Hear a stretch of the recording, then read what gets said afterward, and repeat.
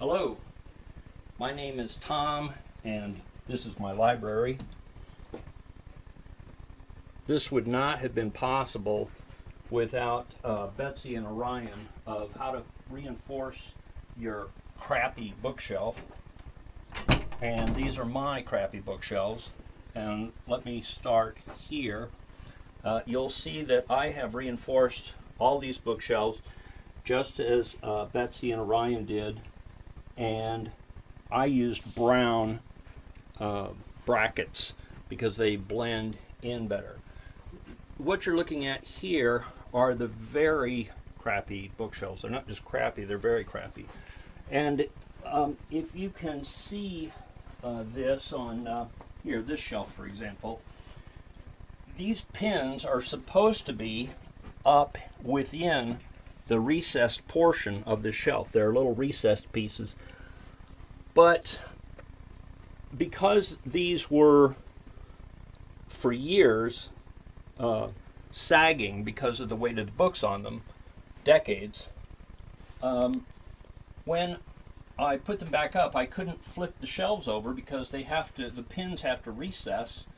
So I put it on, it's still sagging. It's going to take a long time for this to even out. Over here, these are just crappy bookshelves that you see here, and they look pretty straight. That's because when I put the shelves back in, I could put them in with the arch up, and then the weight of the books is better positioned to, they're better positioned to pull that shelf down and flatten it out.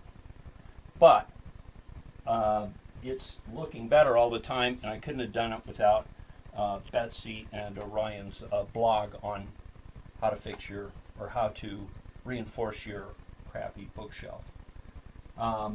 Let me show you some other tricks though that I've picked up. These corner shelves that you see here, this shelf here and over here, these were a very light blonde veneer, and I found out, because they stood out and they didn't really blend in as well, I found out that I could take a polyurethane stain, that is a stain and a polyurethane combined, and paint over them, and it actually sticks to the veneer, and although it's easy to scratch, but in addition to sticking to the veneer, it makes it look more like wood than it did originally with that veneer, which is very fake looking.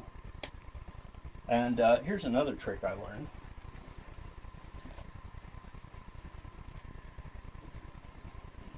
Can you see these pinholes here?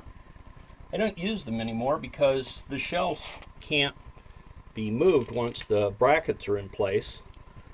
Although to make moving easier, I did not bolt the brackets up here. I only bolted them on the, screwed them in on the back. But if you'll look at these holes here, they're because there's no veneer in them, the hole kind of shows up. So I've got a brown Sharpie here. I'm going to stick the point into the hole and then just turn it a little, and it still shows, but it's not as eye-catching as this, and when it dries, it'll dry a little lighter, and that takes care of it. And if you have any excess that came off on the outside, just go like that, and it's better. It's not perfect, but it's better, and I can get in there more deeply and make that even darker. And there are other Sharpies that would go farther back in there, but if you look here and then look at the back ones, the dark ones, especially after they dry, now don't show up as much as they did before. Another thing I'd like to show you is I built this. This is real wood, and I've made it so that the lips, if you can see it on both sides, fit onto some what I call extremely crappy bookshelves. And these two shelves were to have met. I had originally planned this to go with the shelves over here, and these shelves are at a different height.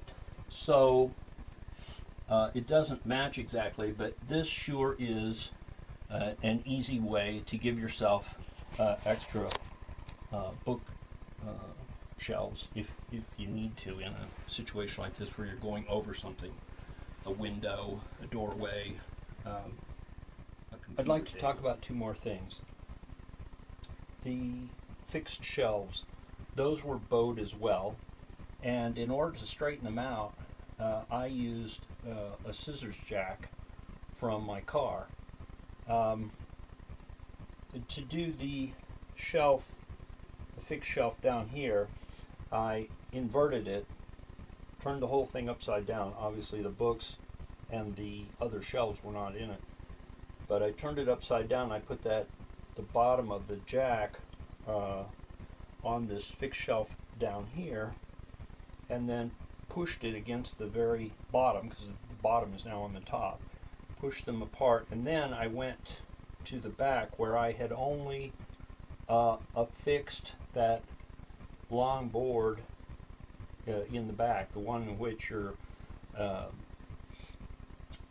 brackets are going to be affixed to. They were only screwed into this top one, which is now on the bottom, and using that car jack, I got this board in position and then put the screws through that board and into that fixed shelf. And then to do this shelf, I turned it back over, and using the fixed shelf, I had to stack a few things in there, like a toolbox and some other things, to get that jack to fit up against this, and pushed it, and then screwed that other board into this one, and then put this bracket in. You'll have to figure that out for yourself, exactly how you're going to do that. It isn't easy, but if you really want to get them all straightened out, you know, it's a lot easier to begin with shelves, crappy shelves that have never been bowed by books. What I'm talking about are shelves that I already had and that were badly bowed. The other thing I wanted to talk about are shims. If you use 2 bookshelves or more, you'll want to get them as close together as possible, and for that you have to use shims. You can buy shims cheaply at any hardware store, and this is on carpet here, and you just tap them with a hammer. When they get really close to the floor, you take a block of wood or something and pound on that, push those shims in. And you may not want to go the full length of the shim, because that may tip the shelf way back. So what you do is you get it up pretty close to where you want it, maybe even a little further back, and then you take a chisel and hammer it so that you chop off the remaining shim.